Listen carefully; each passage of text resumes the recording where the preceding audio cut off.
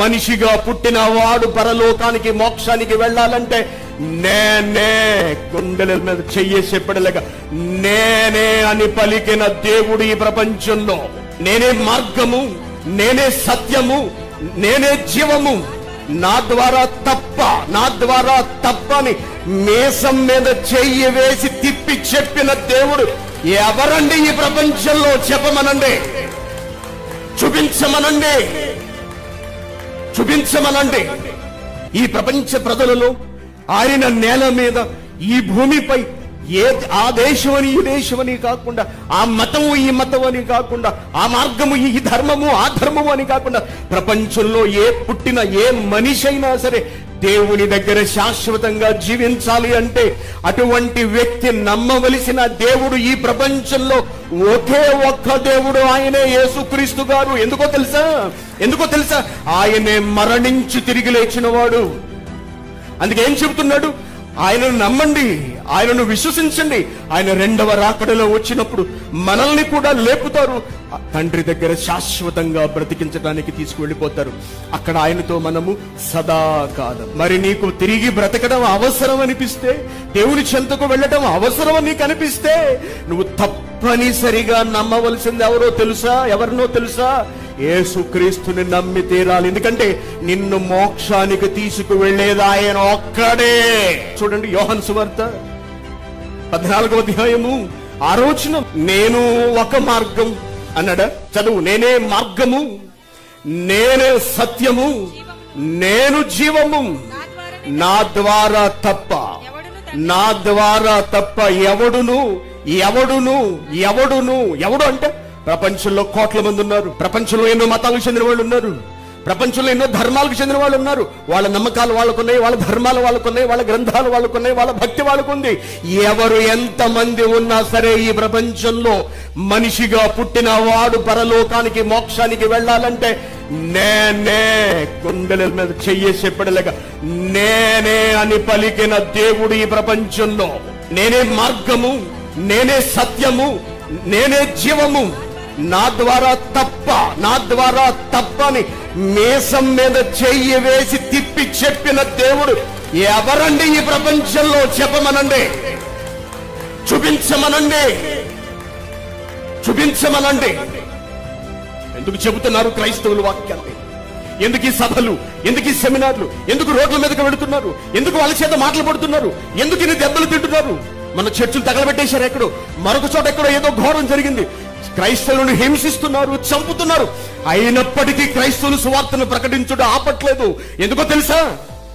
ప్రేమ, ప్రపంచ ప్రజలపై ప్రేమ. ప్రపంచ ప్రజలను రక్షించాలి. వాళ్ళు హైందవ సహోదరులైన, వాళ్ళు ఇస్లాం సహోదరులైన, వాళ్ళకి నిజం చెప్పాలి. అమ్మా, మీరు ప్రభువును నమ్ముకోండి. ఎందుకు నమ్ముకోవాలి? ఎందుకంటే ఆయన మరణించి తిరిగి లేచిన దేవుడు. ఆయన మరణించి తిరిగి లేచిన దేవుడు. మరణించి తిరిగి లేచిన వాడే నిన్ను తిరిగి లేపుతాడు. ఒక వ్యాక్సిన్ ప్రపంచమంతటికి అవసరం. ఒక విమానం ప్రపంచమంతటికి అవసరం. నువ్వు ప్రయాణించాలంటే నువ్వు విమానం ఎక్కాలి. నువ్వు ప్రయాణించాలి అంటే నువ్వు వాడెక్కాలి. నువ్వు ప్రయాణించాలి అంటే నువ్వు బస్ ఎక్కాలి. నువ్వు బ్రతకాలి అంటే నువ్వు మందులు వేసుకుని తీరాలి. జ్వరం వచ్చింది, పారాసిటమాల్ వేసుకుంటాం. ప్రపంచంలో జ్వరం వచ్చిన ప్రతి ఒక్కడికి పారాసిటమాల్ అవసరం. కారణం తెలుసా? ఆ మాత్రమే తగ్గిస్తుంది జ్వరాన్ని. ఇన్సులిన్ టాబ్లెట్, ఇన్సులిన్ ఇంజెక్షన్, లేకపోతే షుగర్ టాబ్లెట్, షుగర్ తగ్గిస్తుంది. ప్రపంచంలో ఆ మతం ఈ మతం, ఆ కొలుపువాడు ఈ కొలుపువాడు, ఆ దేవుడు నమ్ముకున్నవాడు ఈ దేవుడు నమ్ముకున్నవాడు అంటూ ఏది లేదు.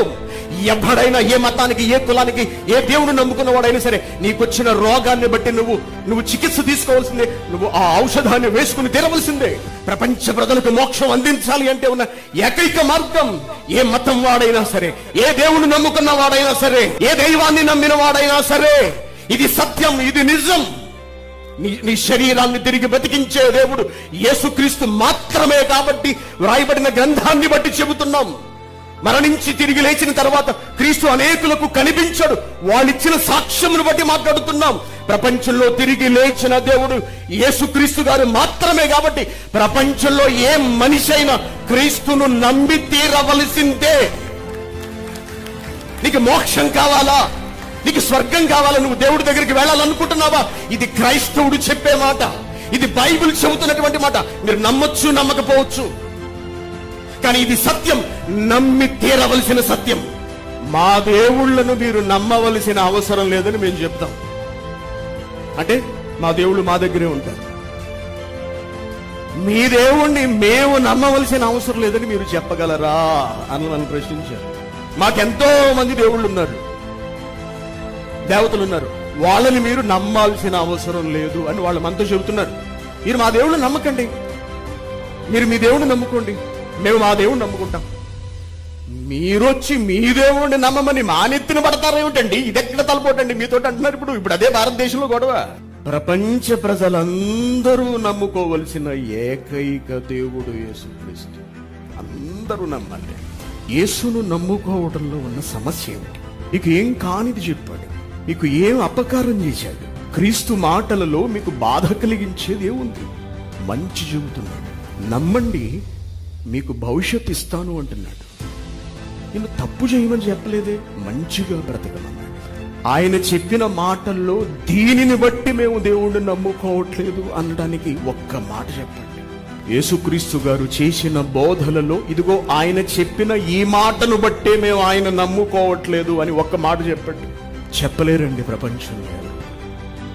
ఎందుకో తెలుసా? ఎవరిని బాధ పెట్టే మాట ఆయన ఎప్పుడు మాట్లాడలేదు. ఎందుకు మాట్లాడలేదు తెలుసా? ఆయన దేవుడు కాబట్టి ఎప్పుడు మాట్లాడలేదు. అందరినీ ప్రేమతో ఆహ్వానించాడు.